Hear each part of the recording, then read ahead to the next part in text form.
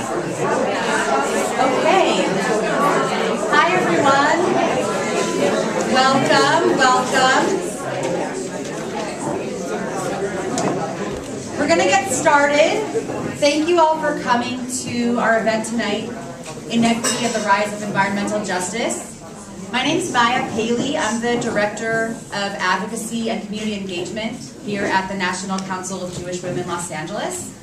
And I am just here to welcome you and thank you all for being here. And my main job right now is that I'm going to introduce this amazing person to my left, Rosalind Helfand. And Roz is one of our board members, and she's actually the chair of this event, and she put in an insane amount of work to make this happen, really spearheading this event and leading the committee that put it on. So I'm going to hand the mic over to Roz. Hi, everyone. Thank you. I feel like it's not very loud. Okay. Anyway, thanks for being here tonight, and especially I know how crazy it is this evening, how crazy Los Angeles is with all the fires, which will get mentioned during the program. But I want to thank everyone for coming out and recognizing what an important issue this is, what an important subject this is, and we are so excited to be able to talk about it, to be able to bring these organizations together who are really supporting this event and find out how we can support their work too.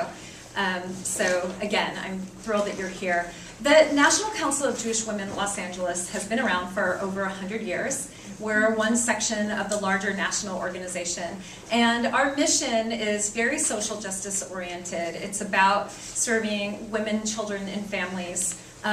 We have a number of programs, from education to community service to mental health programs. And we also have a very, very large active advocacy program. And we take on legislation each year, we take on issues. We have an incredible advocacy committee who works on these issues. This event came out of the advocacy committee because we decided that really we need to start talking more on our end, from our organization, about environmental justice and connecting with the people who have been working for a really long time on these issues and finding out what more we can do. So this is our first big environmental justice event, and we hope it'll be one of many to come. I want to recognize the other people on the committee who helped organize tonight's event. So if you came to a meeting to help organize this, will you please, anyone who helped us with this organizing, stand up? Committee members, stand up. And let's give them a round of applause. I also want to take a second to recognize our fabulous list of co-sponsors. So we have Assembly Member Christina Garcia's office is represented here tonight, and Black Women for Wellness, the California Environmental Justice Alliance, the California League of Conservation Voters, the Center for Biological Diversity, Climate Plan, Communities for a Better Environment, Heal the Bay, Healthy Active Streets, LA Forward, Physicians for Social Responsibility Los Angeles, California Climate Investments, and Center for Community Action and Environmental Justice. So let's give them a round of applause for all of us. Great group of organizations, and we're so excited to bring everyone together.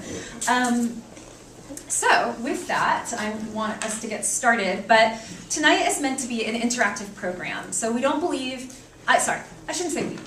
I, as the organizing chair, tend to, when I'm in charge of organizing something, I'm like, hey, let's do something different from a panel, guys. Come on, let's all get on board. And luckily the committee was like, okay, yeah, let's do this.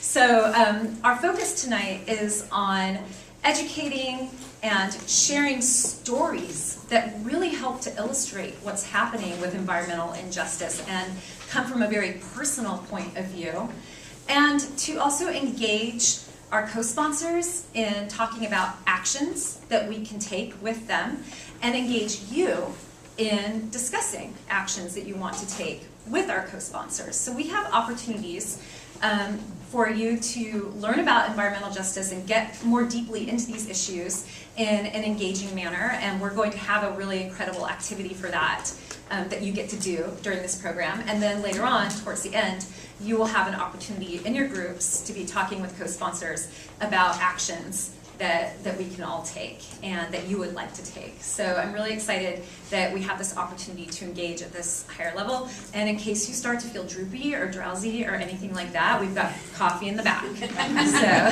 feel free to get more coffee if you need it.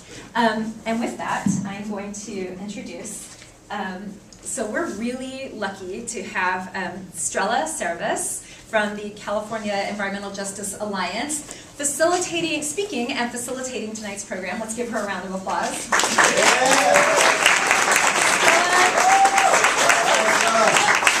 She's a superstar.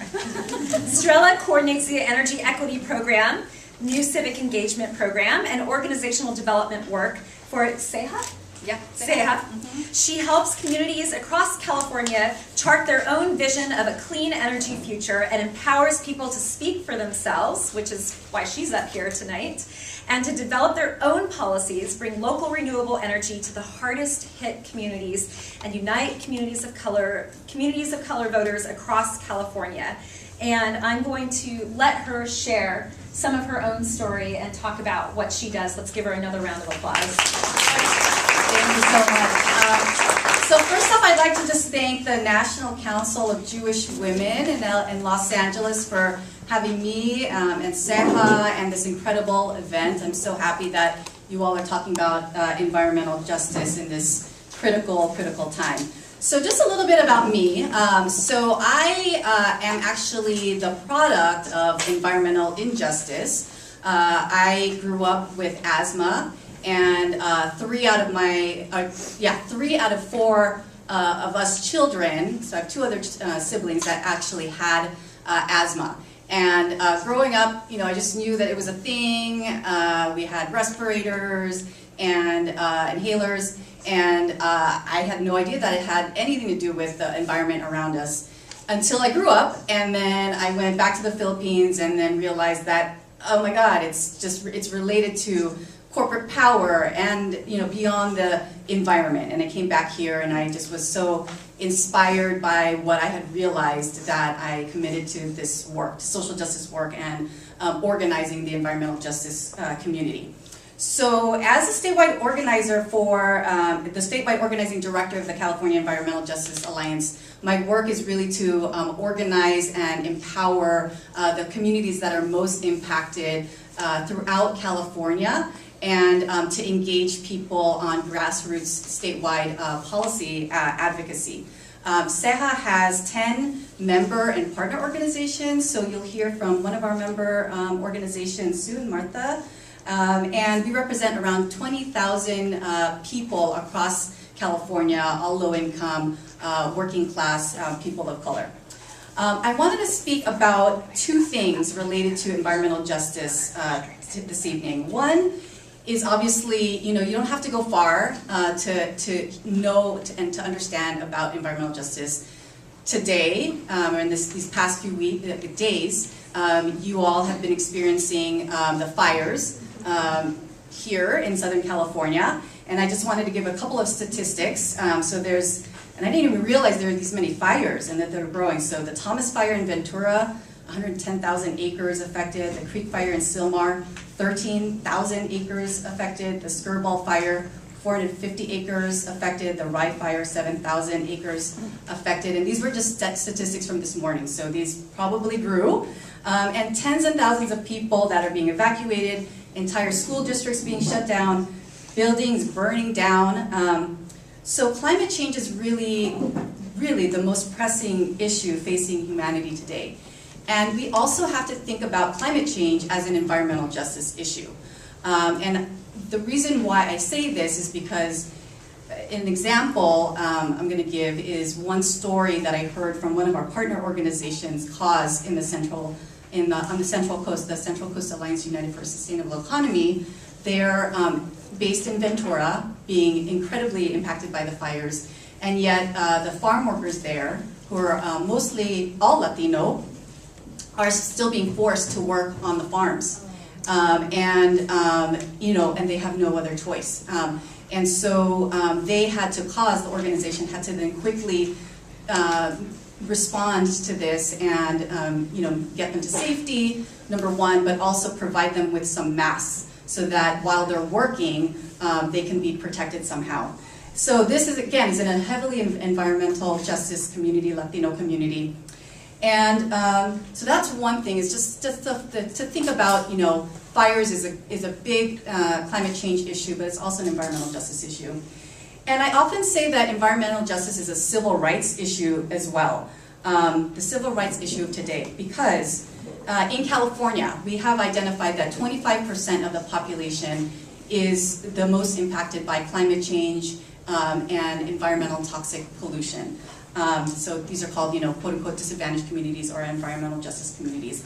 And yet, they have the least resources to deal with it. They're the ones that are often locked out of the decision-making process around policies that impact them on a day-to-day basis. When I talk about the city of Oxnard that is made up of 80% people of color, yet they have a fourth proposed dirty natural gas power plant in a heavily Latino community, that becomes a civil rights issue. When you have hazardous waste facilities such as Exide that are polluting and dumping arsenic and lead into the water, into the soil, into a heavily Latino community, it becomes an environmental racism and a civil rights issue. So I just wanted to connect those dots because oftentimes when we think about these, environment, we think, oh, that's, kind of like for, it doesn't matter to me, or it's like, for kind of like white folks or whatever, but it is, environmental justice is really about, centered on race, and is really about equity in these communities. So with that, we are going to play a game. So I'm going to bring up two people. So Joanna Arias and then Cesar Campos, if you could come up. Awesome. Okay, so I'm going to read the bio. So Joanna is a graduate of Loyola Law School, New Orleans, and a graduate of the University of California, Los Angeles. She currently works for the Department of Toxic Substances Control on the Exide Cleanup Project, which is the largest residential cleanup project in California addressing lead contamination of soil, which I just talked about. Joanna spent her career in advocacy working, volunteering in the areas of affordable housing, healthcare, access, developmental disability rights, criminal justice, community development, and consumer protection. And then Cesar Campos is a public engagement supervisor at the Department of Toxic Substances Control. Cesar is a graduate of the UC Merced, where he conducted research on first-generation students, hate crimes on college campuses, and media representations of LGBT communities. Previously, Cesar served as the director of the Central California Environmental Justice Network. So these two fine individuals are going to facilitate us through a game that will illustrate the concepts of environmental injustice in our communities. Thank you, Sarah. Hi, everyone. My name is Cesar Campos, as mentioned. My colleague Johanna is here. So we're going to play a game, okay? So this game is made up in your groups, right? So if you're turning towards me, please get close to your groups because we're going to do this game as though we're in a group. Yeah, so please find your groups and fill in with your groups. As you guys are doing that, I'll just say very quickly, we do work for the Department of Toxic Substances Control in the state. We are an agency that works on cleanup projects across the state.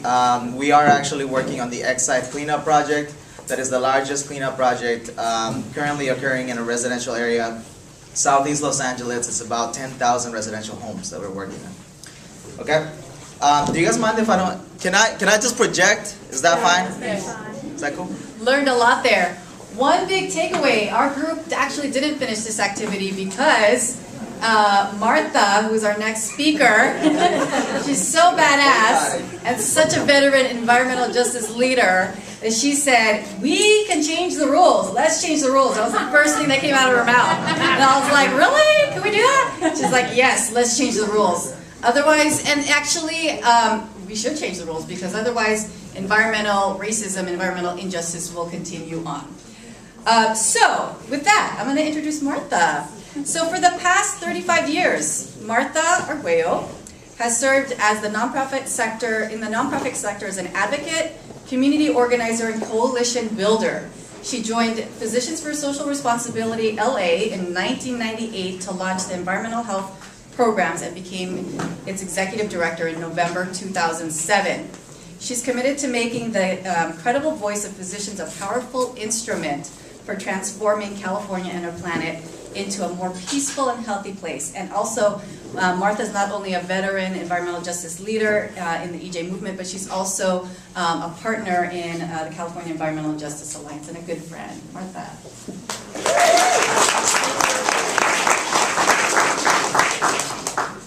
So, good evening, everybody.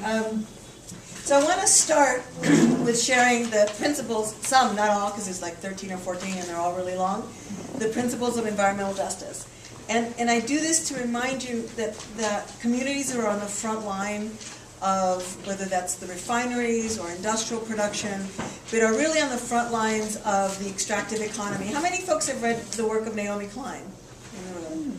Okay, so I'm going to talk a little bit in the terms of what she talks about an extractive economy. Basically, we extract value, you know, whether it's mining or petroleum, but from people as well, right? And so the environmental justice community has known what the damaging effects of this have been for many, many years. So in 1991, a group of environmental justice advocates came together and really affirmed the sacredness of Mother Earth and ecological unity and interdependence of all species and the right to be free from ecological harm. And that realization of how things are interconnected and the role of where we live and our health and the role of civil rights in ensuring and protecting our health is fundamental to the environmental justice movement. And I'm going to read a few others because it really, think of this in 1991, communities of color from all over the country coming together to make this declaration. Environmental justice demands that public policy be based on mutual respect and justice for all peoples, free from any form of discrimination or bias. Environmental justice mandates the right to ethical, balanced, and responsible uses of land and renewable resources in the interest of a sustainable planet for humans and other living things. Environmental justice affirms the fundamental right to political, economic, cultural, and environmental self-determination of all peoples. Environmental justice demands the cessation and production of all toxins, hazardous waste, and radioactive materials. And so again, think of, I heard a poet say that the real axis of evil was hazardous waste, poverty, and nuclear weapons. And this was back in the Bush era when he was talking about the axis of evil. So these ideas of the relationship we have to where we live and how place determines health was something that we understood because we lived in those places where we knew that where we lived was making us sick, whether it was still as asthma, my headaches because I lived half a block from an oil well, all of those things we understood in a word in Spanish, in carne propia, in a very visceral way, right? Because we lived it. And for many years we advocated to show that we experienced cumulative impacts. And we would hear things like, how do you measure that? Well, if you can't measure it, it must not exist. So this map that you're seeing is actually one of a big environmental justice victory to actually get the state of California to begin to document what it looks like, right, in a map with data, that we can then have data-driven policy solutions. Because what happens is, we say that rendering plant makes it horrible to go to school. And my niece is 8 years old and she goes to school in that smell. And what does that say to children all throughout Southeast LA when you have to go to school with the smell of death surrounding you? That's what that smell is like.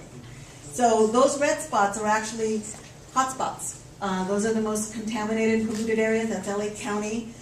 It's a ranking system, and Southeast and South LA and up in the Antelope Valley, all those red areas are among the most polluted, which means that Southern California has ranks among some of the most polluted areas in all of the state of California. And it also coincides with the fact that we know from work that's been done by the California Endowment and others that if you live in Watts, you will live 17 years less than if you live in Bel Air. So where you live matters. And you saw why that is, right? Because we construct places with either justice or injustice. And there is an urgency to this environmental justice battle. And we've been fighting this battle and we don't always win. And we don't always win because of the power of industry and the weakness and the corruption of money and politics, right? So one job is more important than people's lives, one job. And we've actually heard staff from within the Department of Toxic Substances say that that's the pressure that they feel. So this is the ecological collapse. So how many of you have allergies? How many of you now have allergies starting in December that go way past June? I do, right? So allergy seasons have changed, and part of that, fire seasons have changed, and now we have year-long fires that threaten everybody, right? I'm very sensitive, you're probably sensitive, I don't know who else is already, you may not live near the fire, but you're feeling that tightness in your chest. And so we know that there is an ecological collapse that is very close, that we now no longer have the luxury to delay action. But I wanted to leave you with some of the photos and some of the images of what it's like to live in an environmental justice community. So that's Wilmington, right behind the top floor, Wilmington, and the refinery right behind there. They live every day with the smells and the contaminants that come off of that site. And they live every day with the fear of an accident, right? So, anything can blow up, things can, the last accident that happened at one of them, it came very close to exploding hydrofluoric acid, which is really corrosive and toxic, and it could have been catastrophic. But think about fires and the things that are in the wake of those fires, like these facilities that are embedded in communities. The next photo is also Wilmington. Tight residential neighborhoods, not unlike the streets here, right? Narrow streets, houses tightly together, but in your backyard you have a pump jack, and in your neighbor's backyard, you have a storage facility. But now, if you live on the west side, there you are in your park. I don't know if this pointer will work. That is an oil well, completely encased. So there we begin to see the face of injustice. If you live on the west side, the setbacks from those oil wells are farther back, and they're fully encased. So the emissions that the community faces are a lot lower. Still risks, still noises and other things, but somehow that community got more protection than this community. This is in South LA. That's residential housing. You sort of see downtown in the background. Literally a fence divides the neighbors between this facility and that house and these houses. And at one point it was a buffer property. Somebody bought it, and now it's student housing for USC's expanding footprint in this community. And then again, here you've got kids playing, in the background you've got the pump jacks. That's the face of environmental justice. And who you see there are primarily people of color. But Los Angeles has a history.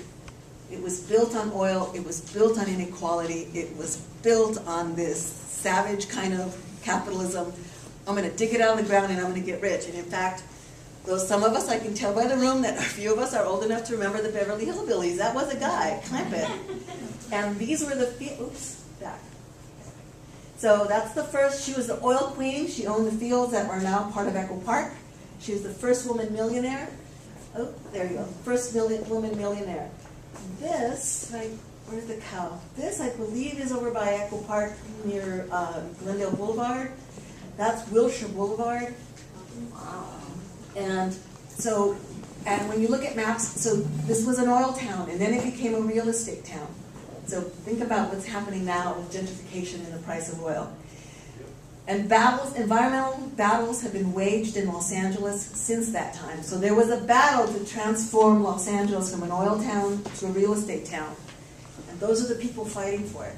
They do not look like us, but they won, right? Beach in Huntington Beach, then and now. So we can actually transform the city. We can make decisions about the kind of land use decisions that we want, and we could have made them equitable, right? It just didn't have to be the beach. But these were decisions based on what we valued, and that's what you all did today, right? What do you value? Do you value everything being close together? And that's why you want to put the hospital near City Hall? Or look, that community already has all these nice things, like a park and this. Let's give it another nice thing, right? We value those nice things. And terrible typo, but we make decisions based on what we value, right? And these are children that live in South LA, and they're saying we are not the canaries in the coal mine. And these are the children that live and go to school next to these oil wells. And what environmental justice is about is valuing them and future generations' health, and then what kind of decisions that you make. And for us, it's very clear that we have to change the rules of the game, because this game is costing people's lives, and it's not sustainable. and we have an impending climate catastrophe, right? So it's bad when you live next to it, but when you're pulling oil out of the ground, it's also driving climate change. So it's both this immediate health issue and this future climate issue. And we want to talk about what are those rules of the games that we can change and how you all can engage with us to make those new rules. Thanks.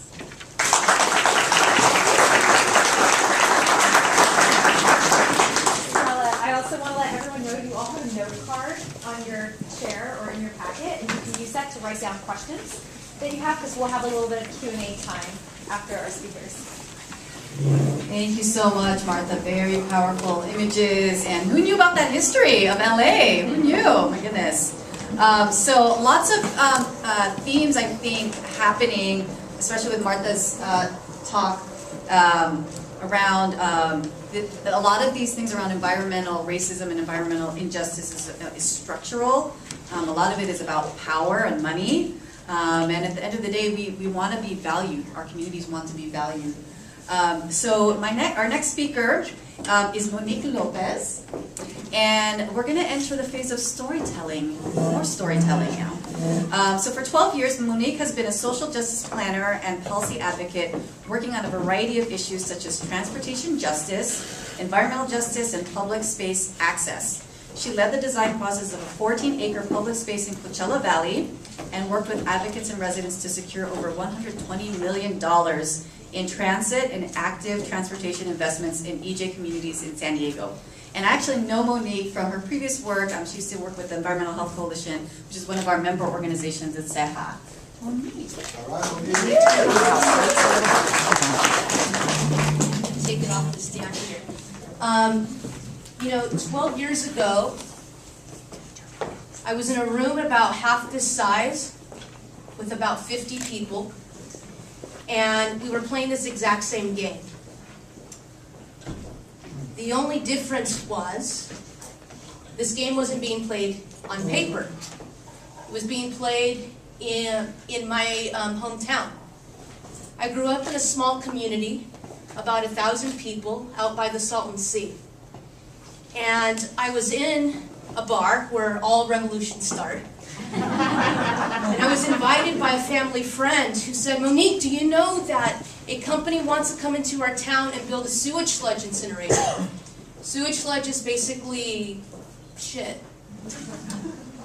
Do you know that they wanted to import sewage sludge from all over Southern California and beyond and burn it here in our hometown?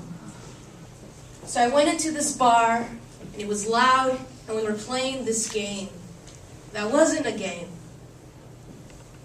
And it's the second time I played this game, theoretically, not literally. And it's really difficult for me to sit and hear the comments that are being made because we're in a room of well-intentioned people.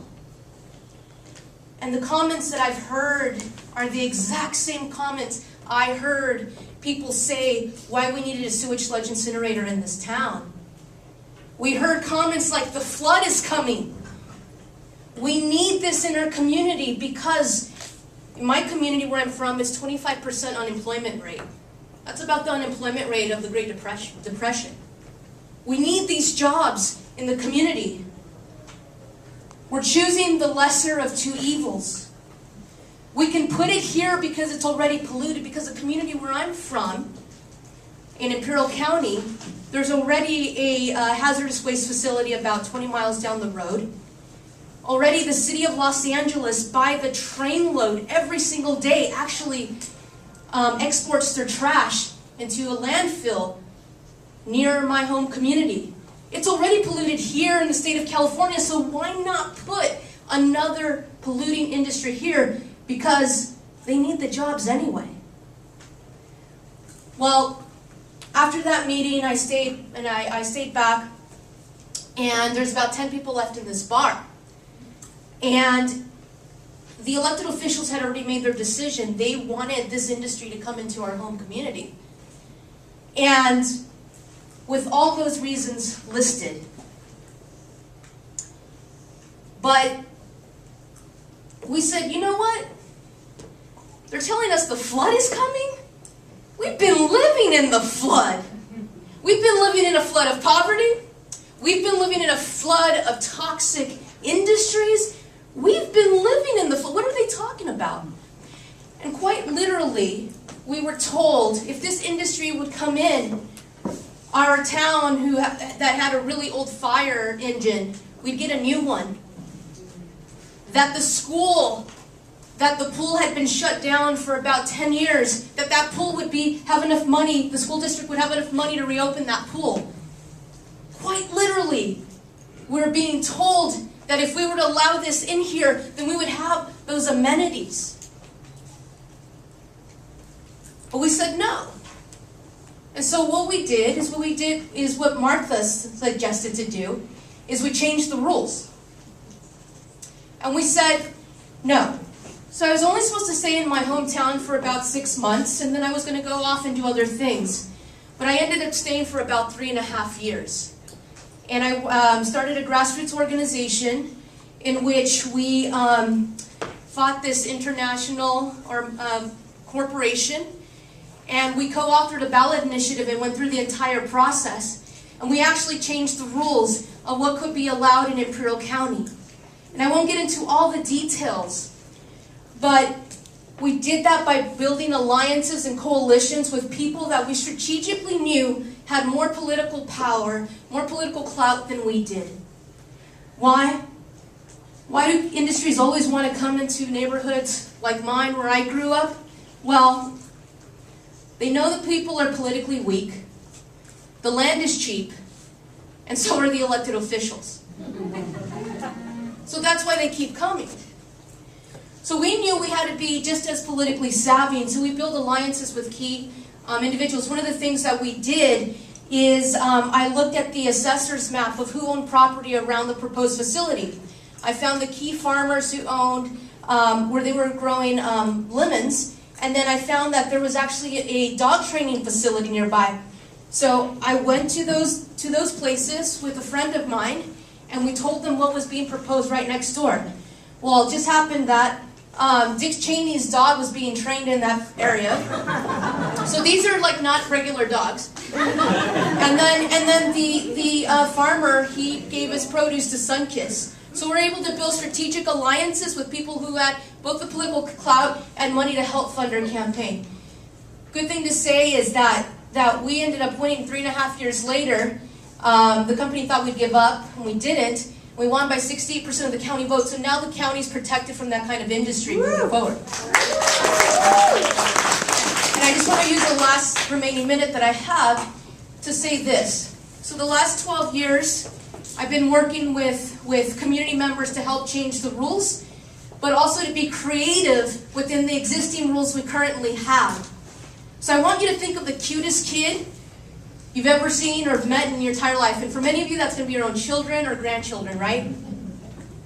So imagine if we planned our communities with that image in mind. Would we be able to make the same kind of decisions that we made in this room tonight, thinking that, Mateo lives in Johnson neighborhood? No. What it would have us do is actually think very creatively to make sure that polluting industry doesn't get into our neighborhood. It would make us think creatively. We might think like, well, there's my time. Let me just end here. We might think then like, well, we know we need a park because the flood is coming in, because the community does deserve a park. But why don't we look at the school and do a joint use agreement with the school so that becomes a park at night? Right? We know that we need these amenities. Why don't we do this and that? I'll share one little tidbit there. Is that those types of creative thinking only happen when you involve the most vulnerable communities in the planning process. So, when these decisions are being made, ask yourself, how can I leverage my political clout or my position of privilege in that and become truly an ally in the fight for social justice?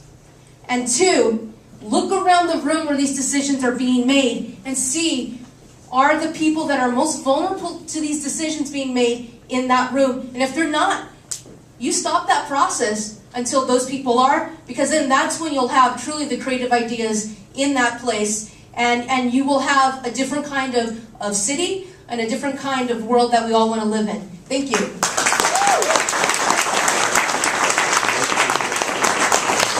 Wow, Monique, thank you so much. That was so powerful. So I think change the rules, hashtag change the rules is going to be our new hashtag or meme. We are going to be talking about changing the rules in a minute. I also heard that community participation is so crucial to all of this, and then alliance building across different organizations, different communities. So now we're going to introduce the next storyteller, Marissa Chan. Marissa is a recent urban and environmental policy graduate from Occidental College in Los Angeles with an interest in all things endocrine disruptor related. Her passion and work experience focuses on the intersection between exposure to place-based and product-based toxics and environmental justice. And she's the newest member of Black Women for Wellness. Marissa.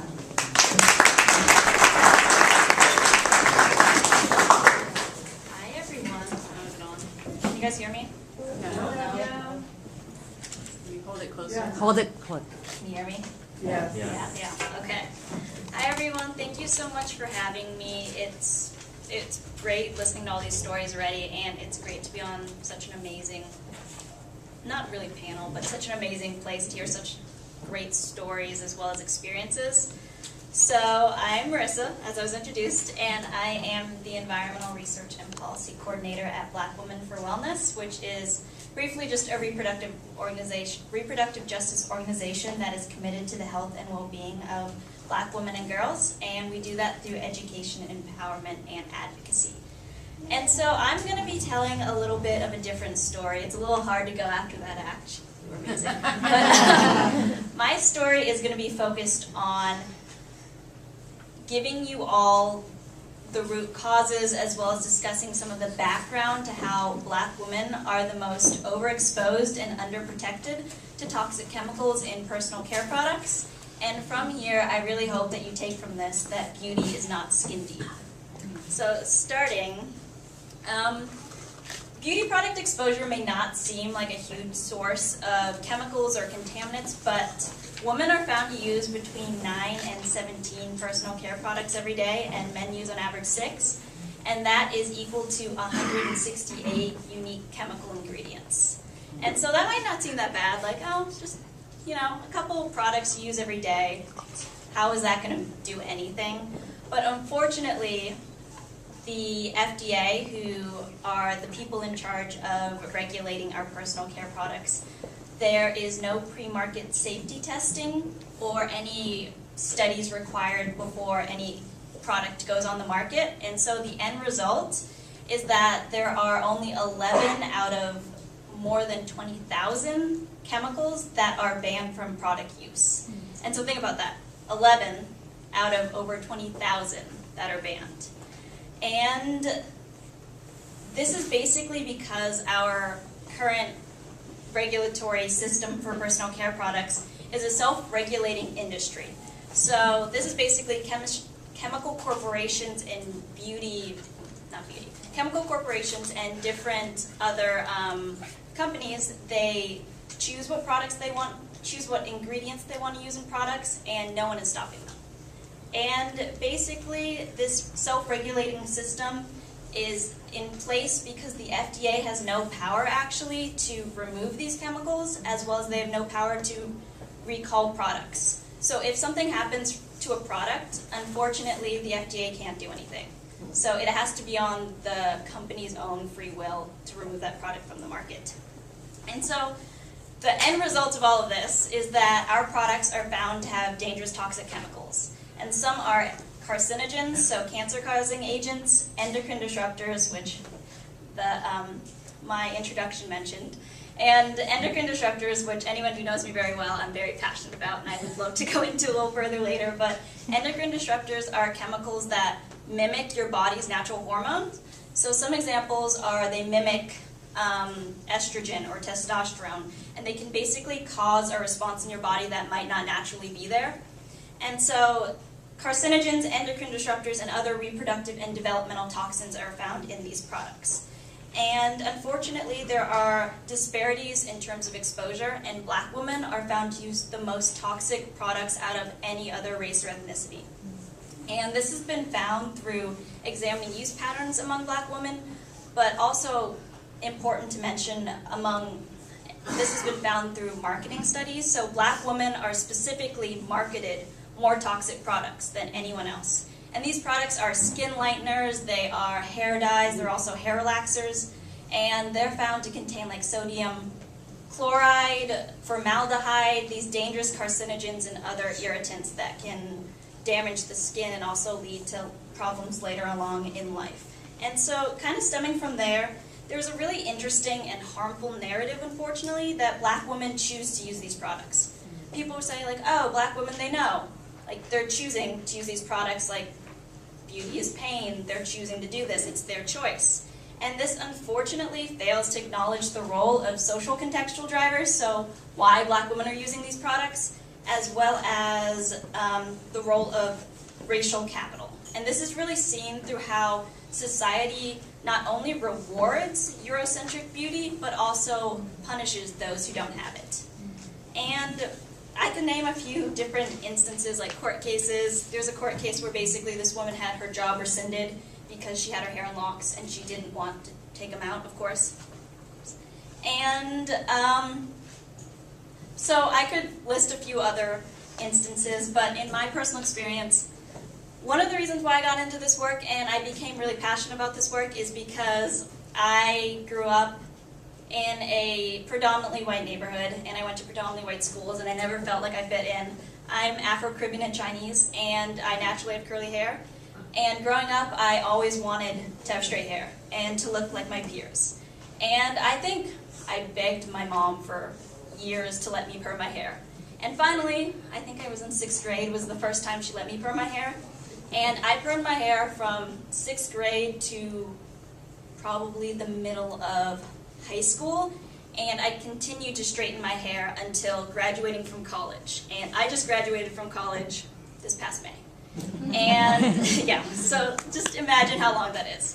So it may not seem like that big a deal. Like beauty, you've heard that, beauty is skin deep. People think beauty is it's not that important, but I hope through this you see that beauty impacts health, and a certain population, Black women, is extremely impacted by the products that are forced upon us because of Eurocentric ideals of beauty. And I am one of the reasons my story is one of the reasons why I got into all of this. And another reason is because, adding another layer really quickly, is because exposure is not even equal among Black women, and Black hairstylists are the most exposed to these chemicals. And so they're exposed 7 days a week, 6 or 7 days a week, 8 or more hours a day to these chemicals, and they're predominantly of reproductive bearing age. So these toxic chemicals are extremely important in terms of their exposure and their health.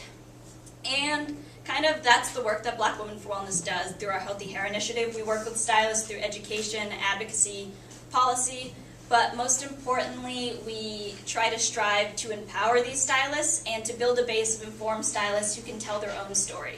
So they can tell their story to elected officials, they can tell it among their peers to just spread the word about this issue.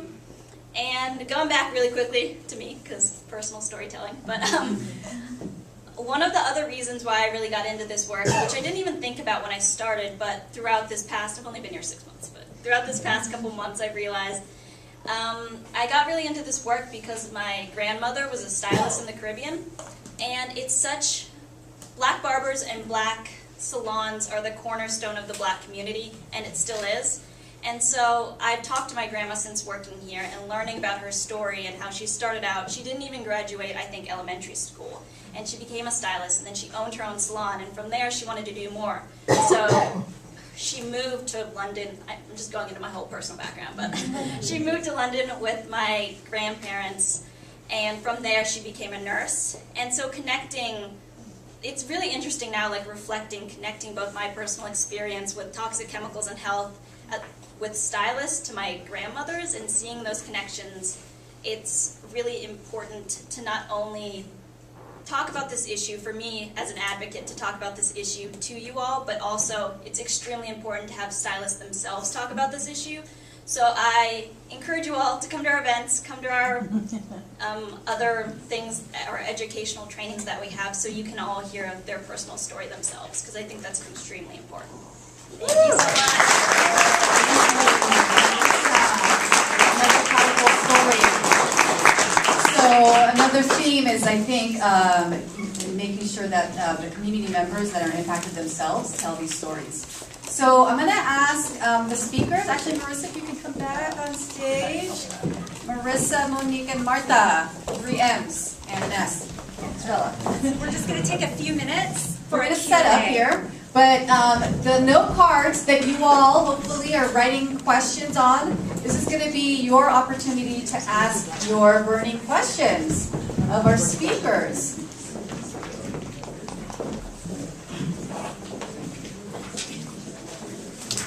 Note cards.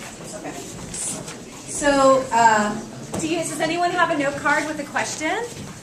We'll take questions right now. I actually have it.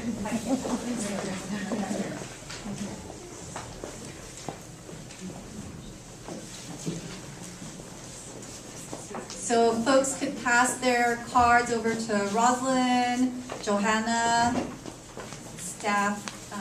Here's our first question. Thank you. Okay, I'm going to read out the question, and whoever wants to respond can go ahead and respond. First question is for Martha. The very districts where there's environmental injustice are state assembly and state senators who take oil money or other dirty money. How can that be changed, Martha? Or why should we believe it would change? Well, so inequality breeds inequality. And so when you have districts that are in low-income communities that have been historically disengaged and disenfranchised, both from the political process, but from broader parts of democracy, like being able to participate in local decision-making. So there is less participation, right? There's less voting. And if there's less voting, there's probably less giving to candidates. So what happens in many of these districts is that the money that is electing them is not organic to that community. And so interests are unaligned, right? We had a colleague come tell me, oh my God, we met with this legislator, and the staffer took me to their window and said, see, there's the refinery. And you know what?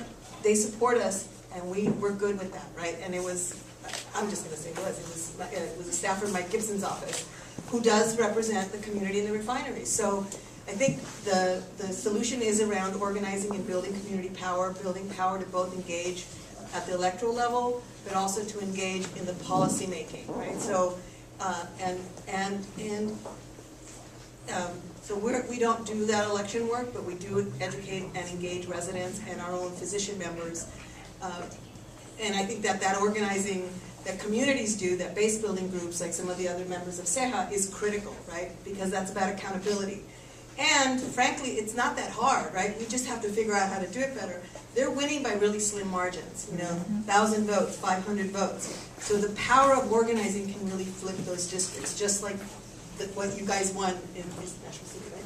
Oh, yeah, National City. Yeah, what you won in National City, because you have an organization can actually shift the power dynamic by knocking on doors and getting people to show up. Awesome. Thank you, Martha. Okay, next question here. It's to all of you. Is there any good place to put toxic factories? What is your opinion on that? No. And I think we need to think creatively and build the new. I mean, why should we live in a world where there's still toxic chemicals and substances? I think we need to think about maybe how we maybe reorganize our lives and our lifestyles in order to minimize that, the toxic products that are in our world. But also, I think, and you probably can speak on behalf of like the beauty products. There's alternatives to that. The same thing with like energy. There's alternatives to toxic polluting industries that are viable and that are out there. So I say no. I say let's build the new and what that can look like. Yeah, and I think the other is build anew, but build anew right? So you can graduate with a PhD in chemistry and not have to study toxicology. So you go to work at ExxonMobil or Dow and they tell you make something, you're like, okay, you give me money, I'm, boys and boys, you engineers are mostly men and most of the chemical engineers, and that has to change. But that said, imagine if the challenge was make me this microphone, and I want you to understand from cradle to cradle everything that goes in it, how toxic it is, what's its footprint, and then what's its useful life afterwards, right? So we have to shift this culture about throw out what does away mean, right? And we could do that, right? We could set up industries in one place, so you're protecting communities where your waste is feedstock for something else. And what we lack is, it's not all a technological fix. It's about culture, it's about creating more democracy, and about consuming less. All of that is true. But so is that we need to do it in a way that's sustainable and changes the rules of the game for how chemists work. I just wanted to echo, I agree with everything just said, but to me it just seems ridiculous. Toxic polluters and toxic industry, it's inherently incompatible with communities, and it's inherently incompatible with people. So it's just ridiculous that we're still having these conversations, and it's unfortunate that we still are, but there definitely needs to be, echoing just a little bit what Martha said, a cradle-to-cradle economy, like thinking about every life step of a chemical or a product and who they impact. Fantastic. Okay, next question is for Marissa. If the FDA does not regulate the hair products, is there another agency like the Federal Trade Commission that makes sure that these products are safe? Unfortunately, no. There is no regulations regarding safety for products. So currently there's only the Personal Care Product Trade Council, Cosmetic Ingredient Review, which is funded by the Personal Care Products Trade Council, so you already know how well that does.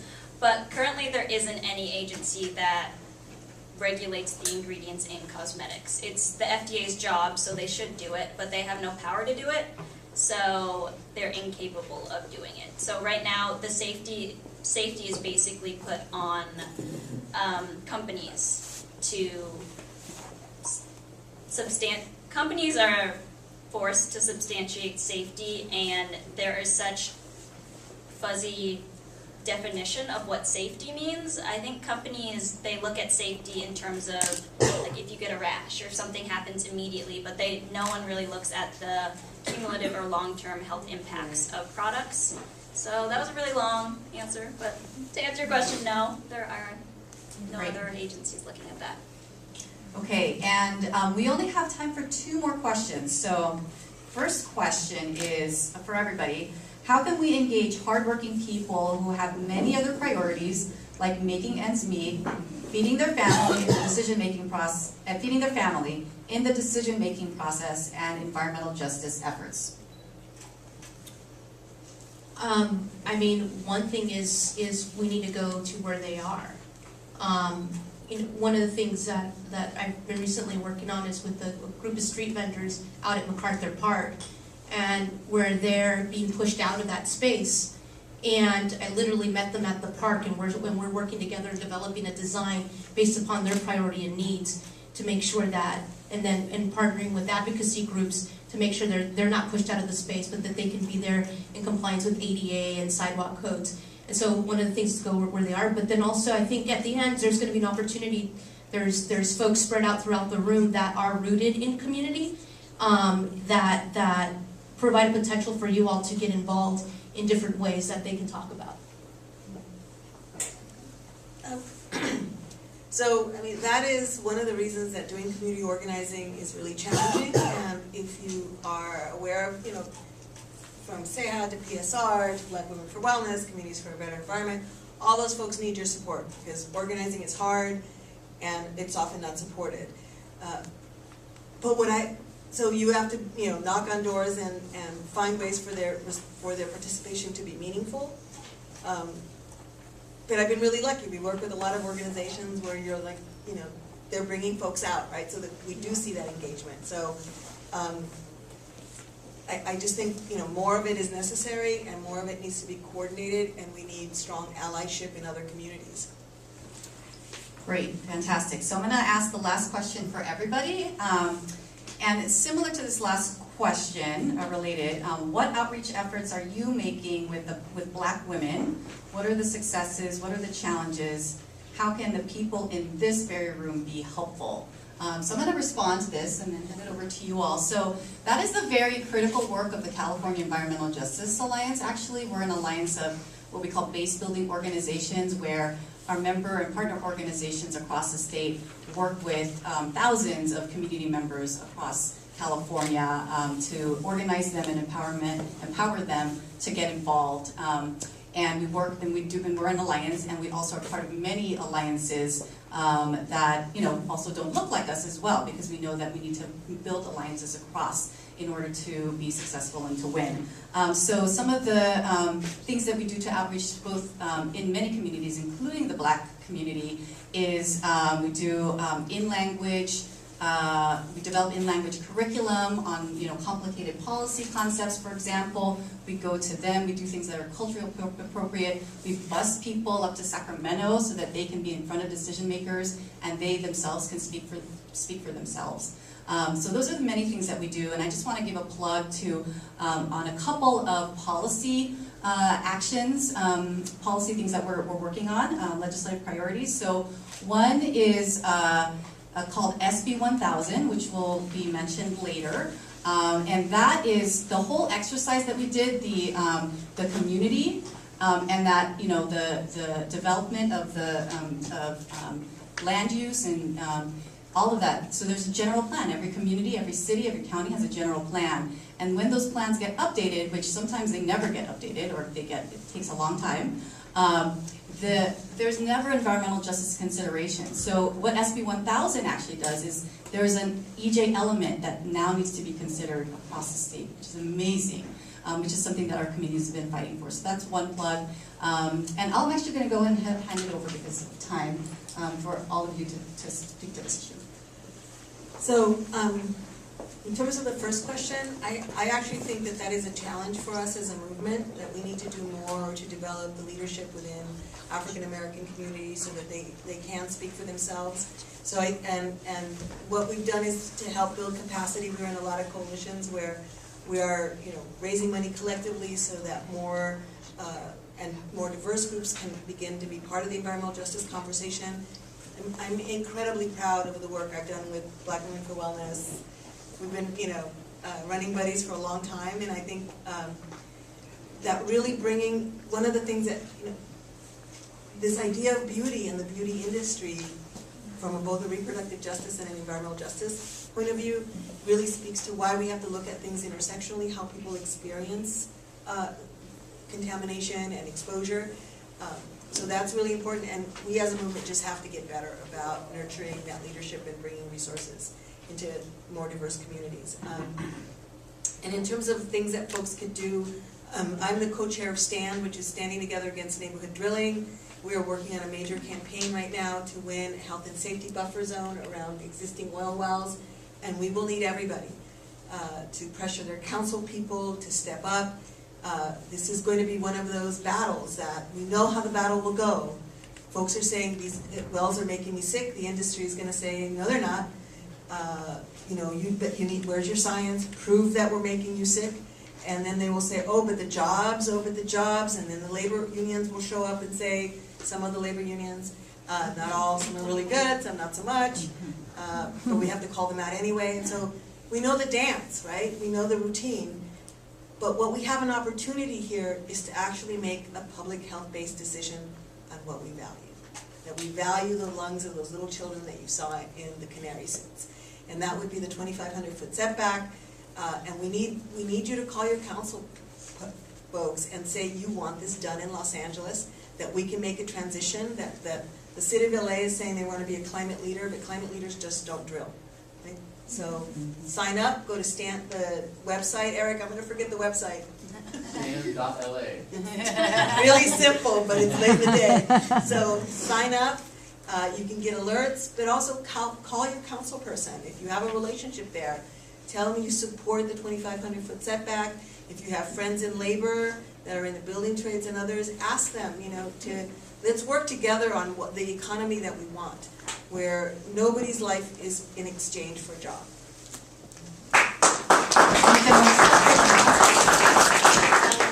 I mean, I've done projects and done policy and planning all over Southern California, even in Black communities, but regardless of where I am, the approach is the same, and where I always partner with community-based organizations or grassroots organizations, and I sit there, I show up, and I listen. And I listen. And I think that's one of the most powerful things that we can do in spaces and in communities in which, that aren't our home, is to listen, and when they call us to action, then to do. For Black Women for Wellness, organizing Black women is the root and core of the work that we do, and we do that through a bunch of different avenues. We have my environmental justice program, but we also have a food justice program, a sexual education program, as well as our reproductive justice policy work. So all of our efforts really, as I mentioned before, we're a reproductive justice organization, so they all follow the framework about whole bodies, and I feel like that's often ignored, especially for Black women. So not only our health, but do we have access to safe housing? Do we have access to healthy food? So it's really important to address all these issues because specifically for Black women, but for everyone, we're going through so much, especially like a time like this.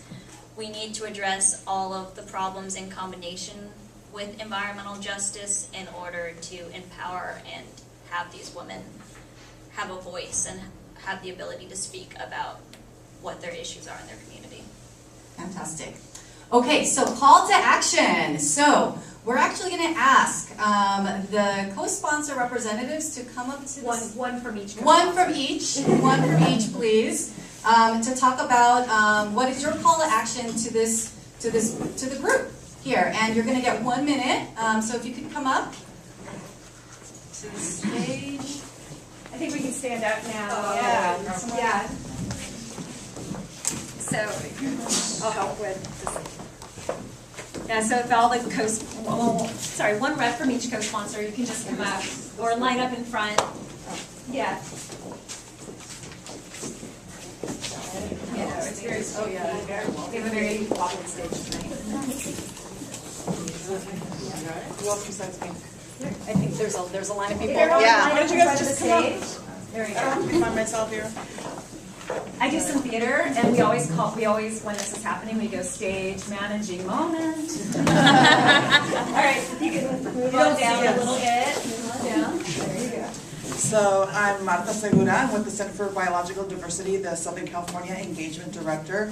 And we're the environmental organization that most everyday people haven't heard about. But we've been around for about 30 years, and we work on every kind of environmental issue. But in LA, we specifically have a very significant climate program. And the reason that we have a climate program in LA is that the center saw a real big need to collaborate with groups like CEJA, Physicians for Social Responsibility, and other environmental justice organizations because we need to reduce the impact of oil and gas together. None of us can do that alone.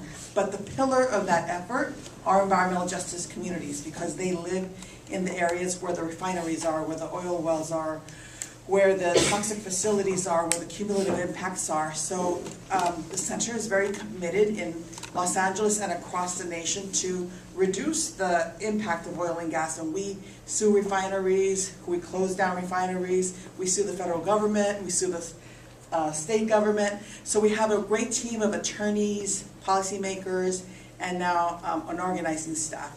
And I think what I would ask you to do is to support the environmental justice groups that are here today and the environmental justice groups that you can learn through CEJA and Strella and Marta Buello, and just come up to us and ask us which environmental justice organizations really need your help so that we could do this work together. Thank you. 1 minute, just real quick. Hi, I'm Cassie Gardner-Manjikian with SEHA, the California Environmental Justice Alliance. And as Strella talked a lot about us, we're a community-led statewide alliance of base-building environmental justice groups passing state-level policy. And she mentioned SB 1000, a bill we helped pass in 2016 to add EJ elements to general plans that are being updated at local and city, county level jurisdictions. So for that bill, we are doing a lot of implementation work. We created this giant SB 1000 implementation toolkit that we're targeting to advocates such as yourselves so that you can become involved in the EJ community updating process. So next year we're going to be having a number of SB 1000 webinars and local town hall meetings where you can come educate yourself about how we can integrate EJ into our planning. And if you sign up for SEHA's newsletter, there's a sign up outside where you'll be notified about those events. So thank you very much. Oh, and one thing I want to mention is supporting SEHA is a great way also to take action. $300 will actually send a local community member up to Sacramento to advocate for EJ policy solutions. So a little really goes a long way. So thank you. My name's, is this on? Can you hear me? Yeah. My name's David Levitas. I'm the founder and executive director of LA Forward, a longtime community organizer. Founded it last year before the election with a bunch of folks who really wanted to have a vehicle to participate in all kinds of social environmental justice coalitions who are not necessarily part of the amazing groups like Scope and PSR and many others, that we want to provide that base in places like the West Side and places like the San Fernando Valley, a way for people to get involved. So we do kind of very accessible political education in terms of our voter guide, and in terms of, we have a podcast called LA Forwards and Backwards where we interview social justice leaders, and I'd love to have many of you on. We do kind of action alerts on behalf of our partners, and one of the groups that we've started working with to support is Stand LA, and to support that work and to send out alerts when things are happening with that.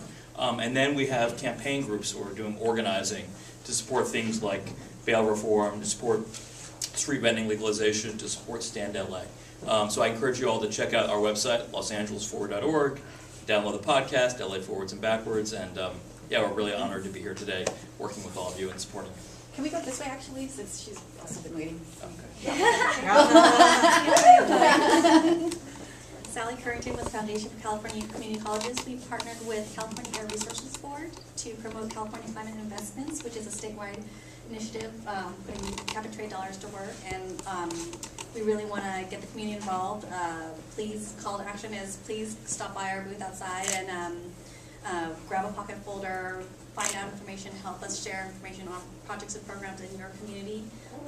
There's funding opportunities available for individuals, families, and households, as well as nonprofits, businesses, and local jurisdictions. So help us share the information.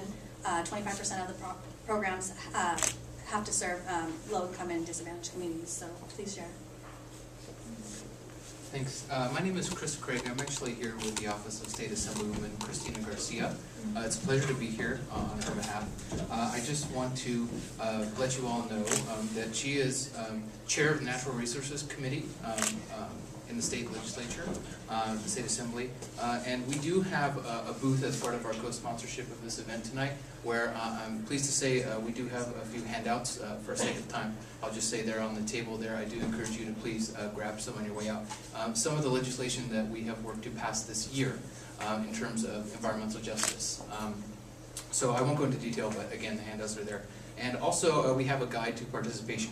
Part of this, event tonight is talking about in terms of the advocacy that you all do.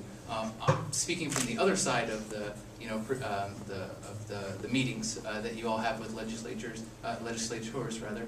I've heard some of the things, some of the concerns that you all have, and I've definitely have that experience with my boss to kind of see how your advocacy does work and how legislators listen.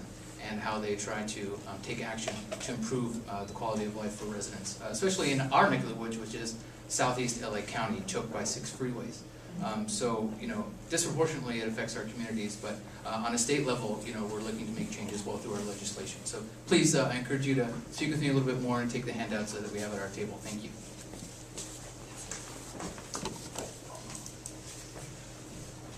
Hi, my name is Meredith McCarthy. I'm Director of Programs at Heal the Bay. And I'd like to say I'm an acorn in the world of environmental justice. And even though Heal the Bay's been around for a long time, a lot of people say, "Oh, you're that white group from the West Side." While it is true, we are learning about our role as ally and advocate, and our ability to amplify and to use our voice in a different way. And how do we change legislature to be more accessible? How do we change bonds so that everybody can access them? How do we work on park bonds? All of that is part of it, and there's a million different ways to get in and support an ally. We're building a park in South Los Angeles to prove that you can build a water quality park. We were told a million times, like, oh, don't bother with South LA because the water doesn't go in the ground. And that just seemed like a moment to change the rules. So we've been working on the Los Angeles River, monitoring the Los Angeles River. There's a huge amount of effort right now to make it, to bring it back or to make it whole again, except the water running in it right now is not okay. And a lot of people have said, don't mess with the LA River. There are people trying to fix it, except that the people that are using that resource are hugely vulnerable, and our ability to amplify that message and to make sure that people are fighting for this is incredibly important. So thank you, all of you. I continue to learn so much from everybody in this room, and thank you for being good mentors. I used to say that about them, and then I realized how many young Latino leaders that they're training with the beach cleanups, so I had to shut up. Thank you for being a good ally, and a whole bunch of young Latino kids are going to care about the beach and conservation because of you, so that's wonderful. So I'm going to speak only to PSR, and Eric, who is our stand coordinator, will talk about the stand campaign. 1 minute each. Yes, I know. We do a range of issues from educating and working on the prevention of nuclear war and the proliferation of nuclear weapons. We've also spent the last 30 years working for the cleanup of the Santa Susana Field Laboratory, where there was a partial nuclear meltdown and continues to make people sick. And we also do extensive work around pesticide issues. So we're probably going to be looking for a really strong campaign around Los Angeles where there's actual pesticide production of things that are banned in the U.S. So we're making poison and sending them other places. So, and then hopefully next year, if we're fundraising now, we want to do a large symposium on understanding what's happening in Korea around the nuclear weapons and plans to modernize nuclear weapons, which we think is a bad idea. So we encourage you to support us in all of that work that we do. And we do a lot of work on land use, sorry, but I only have a minute. So please support us. I'm Eric Roman. I work closely with Martha in the Stand LA Coalition, Standing Together Against Neighborhood Drilling. We're a coalition of about 8 organizations, including PSR LA and Black Women for Wellness, and supported by about 40 other organizations across the city. We're basically working to end oil drilling in residential neighborhoods in Los Angeles that are concentrated in low-income communities of color, mostly in South LA and in the Harbor area. We're working to get the city council to basically create a new law that zones out oil drilling from residential neighborhoods. We need your help. The ways you can support are, if you're part of an organization, your organization can endorse our campaign and get involved. We need organizations and individuals, neighborhood councils, block clubs, to put pressure on your elected officials, Los Angeles City Council members, to stand up to the oil industry and to end urban oil drilling. And so you can talk to me or Martha about how to do that, and check us out at stand.la. Hi everyone, I'm going to mention 2 things. I'll be really brief. But first, This past year, we worked on a bill, AB 1575, which was the professional disclosure bill for salon products, and unfortunately, it was killed in the Senate. And it's kind of ridiculous because simply it would make professional products on par with retail products in terms of ingredient disclosure. So currently, stylists cannot turn around their products, and it's not required to list the ingredients. So it is ridiculous that they can't do that, and we're working on bringing it back this upcoming year. So please sign up to be a part of our email listserv because we're going to give you more information on that throughout the year. And second, I was handed this by Eric/Jan, but this is our Black Women's Policy Agenda. We just came out with it and had a presentation on it.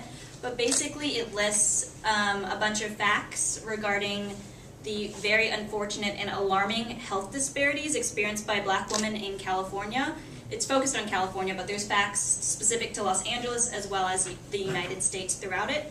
So please pick up a copy. If there aren't enough out there, please contact me and I would love to email you a version.